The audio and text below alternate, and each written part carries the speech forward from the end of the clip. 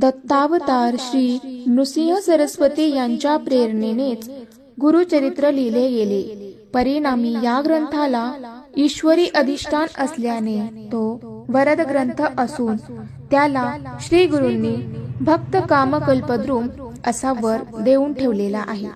सर्वसामान्य मनुष्याने ईश्वराप्रत पोहोचण्यासाठी कशा प्रकारचे आचरण ठेवावयास हवे याचे मौलिक मार्गदर्शन गुरुचरित्राच्या माध्यमातून केले असल्याने या प्रासादिक ग्रंथाचे स्थान दत्तभक्ताच्या हृदयात पाचवा वेद असेच आहे.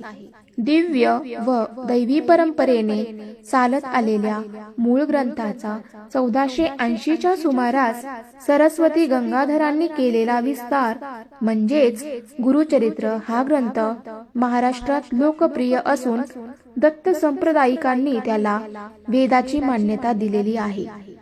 भक्ती मुक्ती परमार्थ जे जे वांछिले मनात ते ते साध्य होई त्वरित गुरुचरित्र ऐकता. योग आणि मंत्रशास्त्रांचे प्रवर्तक दत्तात्रेय असल्याने आणि श्रीपाद श्री वल्लभ व श्री नृसिंह सरस्वती हे दत्तावतारच असल्याने या दोघांच्या चमत्कारपूर्ण लीलांचे वर्णन ठायी ठायी केलेले आढळते. याशिवाय यामध्ये व्रतवैकल्ये सांगितली आहेत. यात्रांची वर्णने आहेत. ब्राह्मणाचा आचार धर्म विस्ताराने कथन केला आहे. यात अश्वस्थ औदुंबर भस्म महात्मेही विशद केलेले आहे. गुरुचरित्रामध्ये शिवपूजेचे महात्मेही विशद केले आहे.